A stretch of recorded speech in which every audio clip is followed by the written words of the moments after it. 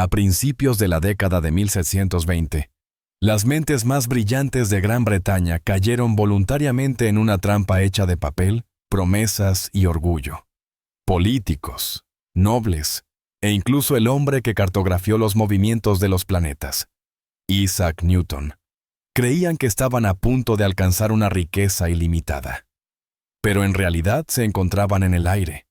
La ilusión tenía un nombre: la Compañía del Mar del Sur. Todo comenzó con una deuda.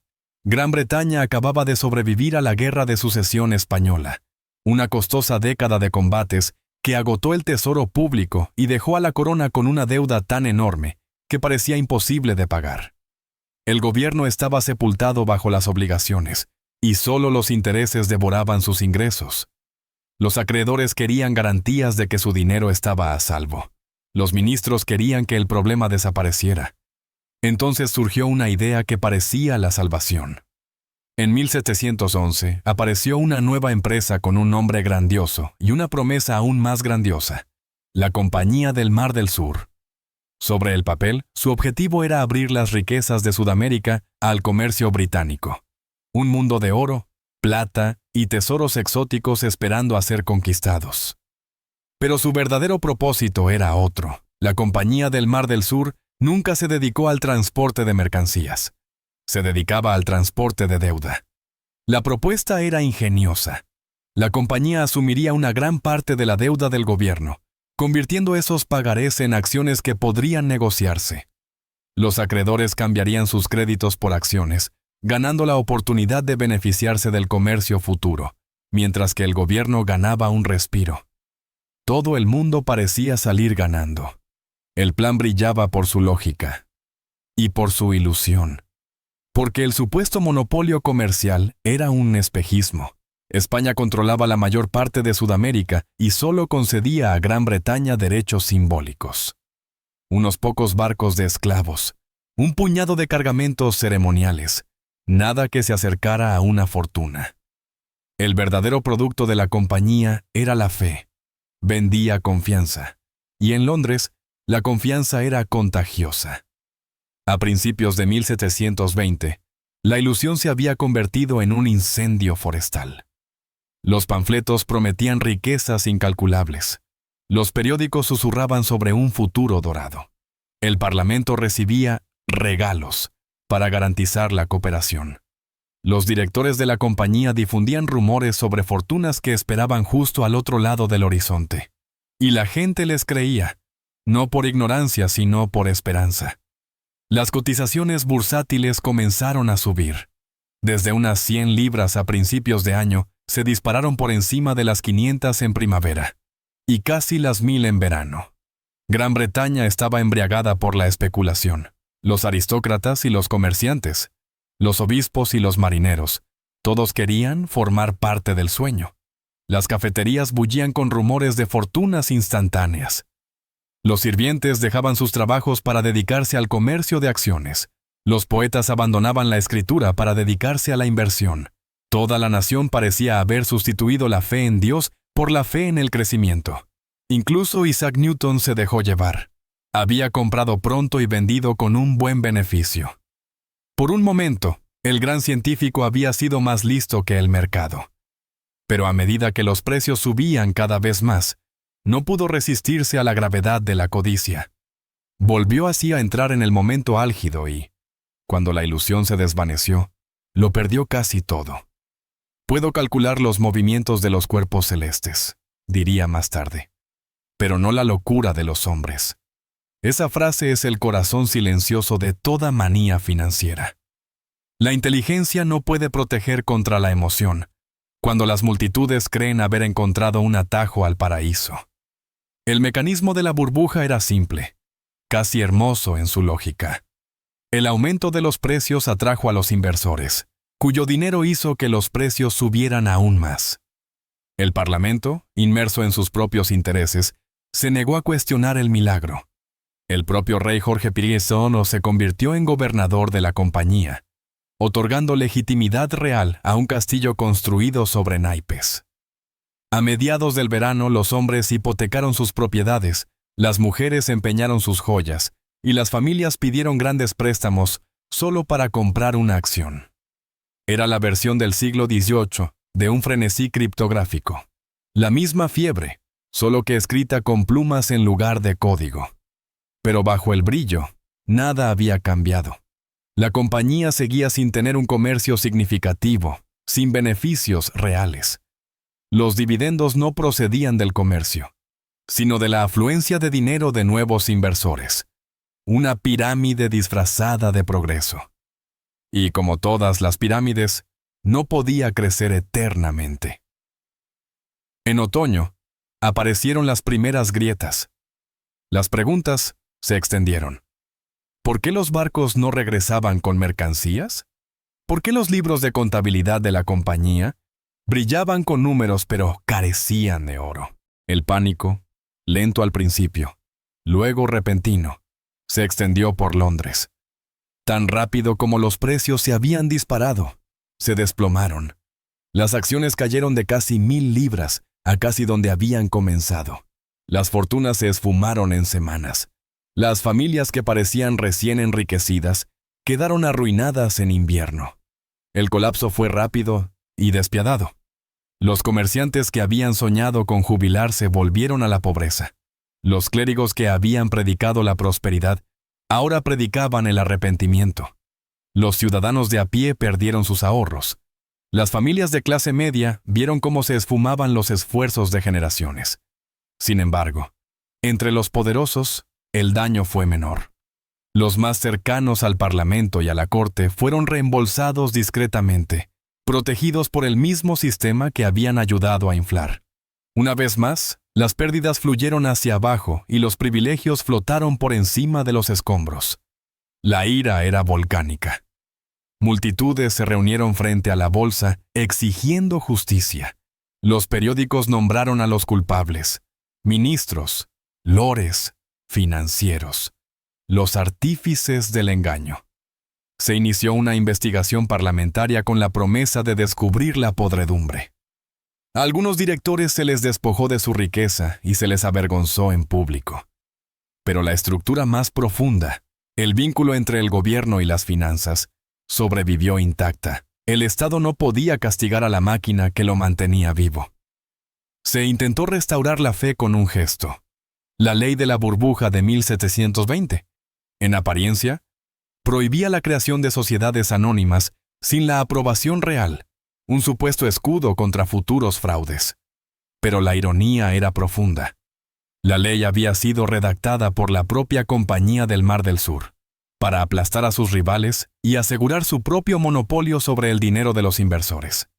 Era una normativa que pretendía proteger al público mientras defendía a quienes lo engañaban. Ese simple giro nos muestra cómo funciona realmente el poder en las finanzas. Incluso en caso de colapso, las reglas se redactan para preservar el sistema, no a las personas que lo integran. Cuando se disipó el humo, la economía británica había cambiado para siempre. La confianza se había evaporado. El concepto mismo de inversión en sociedades anónimas, el motor del capitalismo moderno, quedó envenenado para toda una generación. La innovación se ralentizó. El dinero se retiró a un lugar seguro. El Banco de Inglaterra asumió discretamente una mayor autoridad, convirtiéndose en el socio fiable del Estado. El sueño de la Compañía de los Mares del Sur había terminado, pero su sombra se extendía por todos los libros de contabilidad de Londres. La burbuja de los mares del sur no terminó cuando sus acciones se desplomaron. Perduró en la memoria, en la ley y en los corazones cautelosos de los inversores. La fe de Gran Bretaña en la especulación se había resquebrajado, pero la maquinaria seguía funcionando. Las deudas permanecieron. La red política que había dado lugar a la ilusión permaneció intacta. El sistema simplemente había aprendido a ocultar sus engranajes de forma más inteligente. Durante décadas, el suceso se susurró como una maldición. Las familias arruinadas por él se negaban a pronunciar el nombre de la compañía. Los escritores lo utilizaban como fábula moral, la codicia castigada por la justicia poética. Pero los financieros lo estudiaban por una razón diferente. No veían un desastre que evitar, sino un método que perfeccionar. La burbuja del Mar del Sur había demostrado que el dinero y el poder podían colaborar para fabricar valor de la nada y persuadir incluso a las mentes más sabias para que defendieran la mentira. Esa fue la verdadera herencia de 1720. Un plan. El mecanismo se volvería a utilizar, cada vez con un nuevo disfraz. Pasaron los siglos. Los imperios surgieron y desaparecieron. Pero el patrón, promesa, manía, colapso, protección de los poderosos, se repitió con precisión milimétrica. Fíjese, por ejemplo, en finales de los 90, la era de las pantallas brillantes y los sueños digitales. El auge de las .com hablaba el mismo idioma que la Compañía del Mar del Sur. Un mundo nuevo, comercio ilimitado, oportunidades sin límites. Empresas sin beneficios y apenas con un producto se valoraban en miles de millones porque la historia parecía demasiado bonita como para dudar de ella. La idea era suficiente. La realidad podía esperar. Los inversores, no solo aficionados, sino también grandes fondos, universidades y bancos, acudieron en masa. Las cotizaciones subieron. Los presentadores de televisión sustituyeron a los panfletistas de los cafés londinenses, susurrando que había amanecido una nueva economía. «Entra», decían, «antes de que te quedes atrás». Era la misma melodía que se había tocado 3 siglos antes, solo que con un tempo más rápido y luces más brillantes. Entonces, la melodía se detuvo. Cuando estalló la burbuja, se evaporaron billones en riqueza en papel. Las empresas emergentes se derrumbaron, los fondos de pensiones se redujeron, pero, como antes, las instituciones de élite, las más cercanas a la fuente de crédito, resistieron. Sufrieron daños, pero no quedaron destruidas. Los pequeños inversores fueron los que más sufrieron la caída. 8 años después, comenzó otro coro, esta vez construido sobre ladrillos e hipotecas. La burbuja inmobiliaria de 2008 repitió casi a la perfección la fórmula de la South Sea. Las hipotecas se agruparon, se dividieron y se vendieron como si fueran joyas sin riesgo. La lógica parecía inquebrantable. La gente siempre necesita casas, por lo que los préstamos deben ser seguros. Las agencias de calificación, al igual que el Parlamento en la década de 1720, bendijeron el plan con su aprobación oficial. Una vez más, los precios subieron porque los precios subieron. Una vez más, la ilusión se volvió autosostenible, hasta que dejó de serlo. Cuando llegó el colapso, fue global. Millones de personas perdieron sus hogares y sus empleos. Los gobiernos se apresuraron a rescatar a los bancos, declarando que eran demasiado grandes para quebrar. El ciclo se completó. Las pérdidas se socializaron hacia abajo y los privilegios se conservaron en la cima. La arquitectura de la ilusión había sobrevivido a su propio terremoto. Y entonces llegó la nueva frontera. Una frontera digital, brillante con código y carisma. Criptomonedas. Acciones meme. Sueños descentralizados. El argumento era familiar, esta vez es diferente. Sin reyes, sin bancos centrales, sin intermediarios. Solo tecnología y libertad. Los primeros en adoptarla se convirtieron en leyendas. Las gráficas se dispararon. Los influencers online sustituyeron a los corredores de bolsa de los cafés, prometiendo revoluciones a través de hashtags y emojis. Una vez más, la gente corriente se lanzó a la carrera, persiguiendo el rumor de la riqueza fácil. Y, una vez más, llegó la realidad. Los valores se desplomaron de la noche a la mañana. Los proyectos desaparecieron, las bolsas se derrumbaron. Las fortunas se convirtieron en números que ya no significaban nada. Los iniciados cobraron pronto. La multitud se quedó con el polvo digital. Los trajes habían cambiado, pero la obra era idéntica. Entonces, ¿qué perdura a lo largo de todos estos siglos de locura? Una sola lección. Ignorada cada vez que se aprende. La inteligencia no es una armadura contra el deseo. Incluso Newton, que podía explicar la gravedad, No pudo resistir la atracción de la codicia, el entusiasmo de la multitud, la ilusión de la certeza, el miedo a perderse algo. Estas son fuerzas más poderosas que las matemáticas. Distorsionan la razón, silencian la precaución y hacen que los genios olviden su propia lógica. La segunda lección es más fría. La regulación rara vez protege al público. La ley de burbujas de 1720 pretendía defender a los inversores, pero se redactó para defender el sistema. Las leyes modernas suelen hacer lo mismo. Cada nueva crisis trae consigo nuevos comités, nuevas palabras de tranquilidad, pero, de alguna manera, vuelven a aparecer los mismos patrones.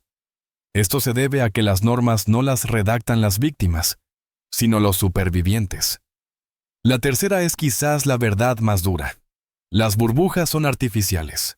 No son tormentas aleatorias de codicia, sino sistemas meteorológicos creados por quienes se benefician del viento. Los gobiernos necesitan crecimiento. Los financieros necesitan movimiento y las masas proporcionan el combustible. Cada ciclo transfiere la riqueza hacia arriba, de forma silenciosa y predecible, mientras que la historia del pie progreso mantiene el motor en marcha. La historia no se repite palabra por palabra. Rima. Y la rima de la burbuja de los mares del sur todavía se puede escuchar en todas las salas de negociación, en todos los titulares que prometen la próxima gran novedad. Los instrumentos han cambiado. Acciones, hipotecas, tokens. Pero el ritmo es el mismo.